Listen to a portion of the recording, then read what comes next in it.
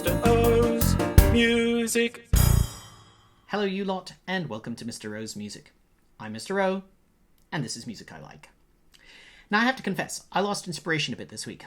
I considered talking about the Yes album, 90125, then the first album from The Art of Noise, before wondering whether maybe instead a look at the work of Trevor Horn as a producer, he was intimately involved in both of the aforementioned albums, whether that might make more sense.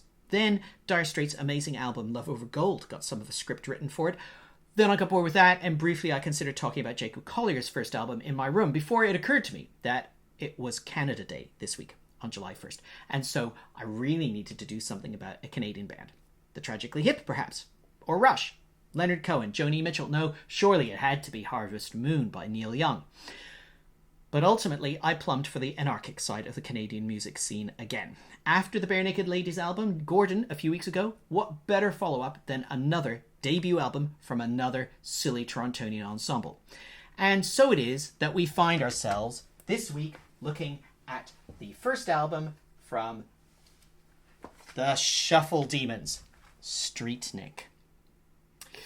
Now this group are loosely defined as a jazz fusion band. They comprise bass, drums, and 3 saxophones.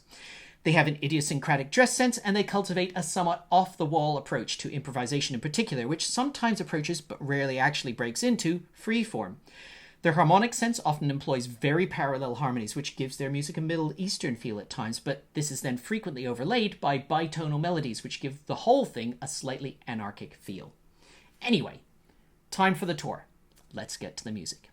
Now this CD has a number of bonus tracks on it that weren't on my original cassette version, and they're identified here with an omega. And I'll be honest, with the exception of the final one, Low Life, they don't really add anything to the album, so I'm ignoring them.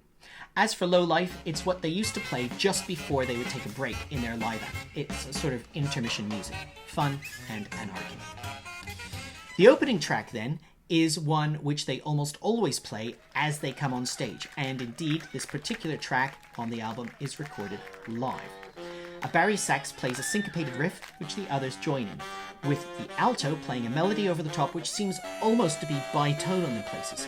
The bass and drums come crashing in, and from here we move to a bridge where we hear more of their harmonic language with its stark harmonies, which are both challenging but fascinating. A return to the original riff with various improvisations follows. The Barry cultivates at times an overblown sound and very harsh tone. This we're going to hear a lot more of over the course of the album. The next track was a surprise hit for them in Canada. Spadina Bus is a catchy tune with parallel harmonies and syncopated rhythms. After an initial run through the head, we're suddenly thrown into a call and response section of shouted lyrics all about Toronto's public transportation system. Now, in the hands of many, this desperate attempt to produce a rap about something as banal as a bus route by the most white people you'll ever see might cause offence, and particularly given the recent Black Lives Matter protests, one might raise an eyebrow.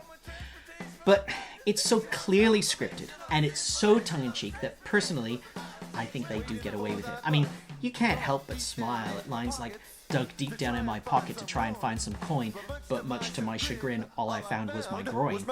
Can you? Anyway, following this sing-song listing of Toronto's trams, trains, subways, and buses, we have a short tenor improvisation before all 3 saxophones produce a New Orleans-style improvisation, weaving freely around each other, followed by a joyous play-out. Gabby's Guinea Suit has a lot of the parallel harmonies I previously mentioned. Highly syncopated, the head is one melodic riff which moves around different parts of the bar, creating exciting cross rhythms. As well as saxophone solos, we get a fun bass solo which demonstrates that Jim Vivian is quite an adept player. Following this, Out of My House Roach is a fun-filled song which opens with the band imitating quite convincingly, I have to say, cockroaches running around on the floor and walls before the bass settles into the main riff. The lyrics tell of how desperate they are to get rid of a cockroach, with the chorus having a strong offbeat hit just after the second beat of the bar, which, live, they stomp on in mock attempts to squash the offending bugs. It also contains the most wonderful Canadian pronunciation of the word house ever, and to all of those of you who think the OU in words like about is pronounced ooh by Canadians, you really do need to hear this song. The third verse goes unaccompanied call and response, leading to a mad, squeaky cockroach solo. It's just brilliant and silly in equal measure. Vitamin K is a tribute to their favourite Canadian beer, Keith's India Pale Ale. This was the 1980s, and Alexander Keith was just about as good as it got, being just a tiny bit better than Molson and Labatt's. Since then, however, Canada's moved through the smaller breweries phase, represented by brands like Sleeman's, and they are now happily settled into the loads of excellent microbreweries phase. I doubt the Shuffle Demons are quite as excited by Keith's India Pale Ale any longer, but I could be wrong. Oh, the music. Yeah.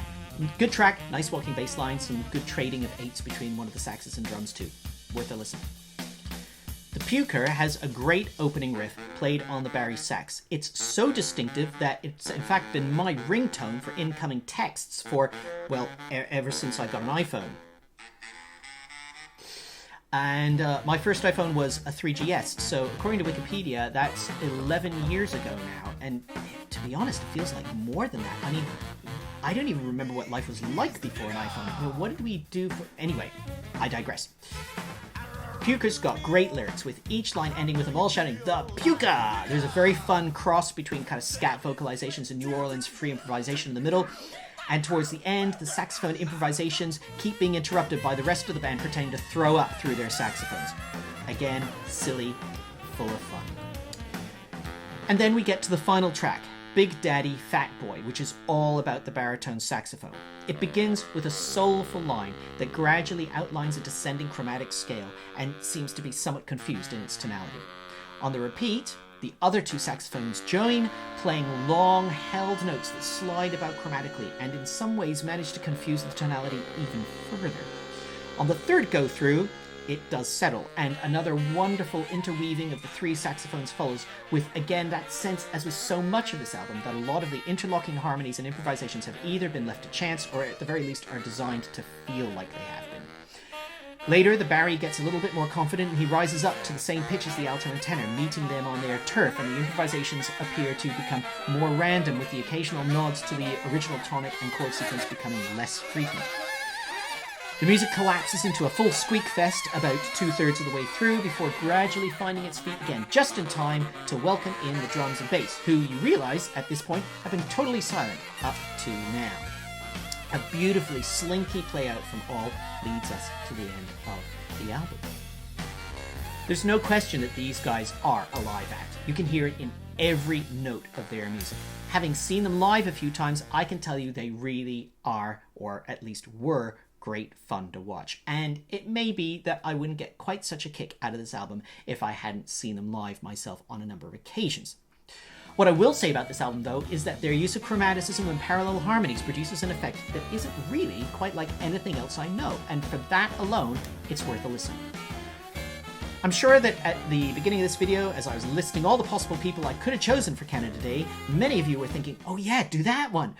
And maybe some of you were even hoping for Rufus Wainwright or Avril Lavigne, although I'm not really convinced by them. And of course, if I was going to go for a jazz album, what business did I have putting the Shuffle Demons ahead of Oscar Peterson, Oliver Jones, hell, even Roby Bottas or Rachel Therrien? And yes, maybe for Canada Day, I should have chosen something more mainstream. But, you know, that's what's so great about the Canadian music scene. It can support these sorts of misfits, even give them an occasional hit. And until recently, that always was Canada's role, let's be honest, the slightly quirky brother to its more solid and established southern neighbour.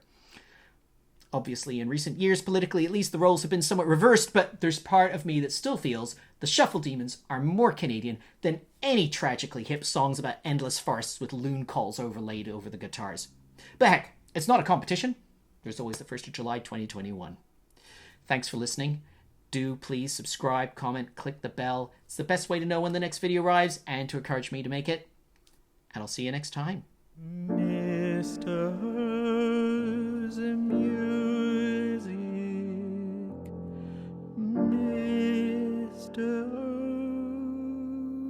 Mr. Music.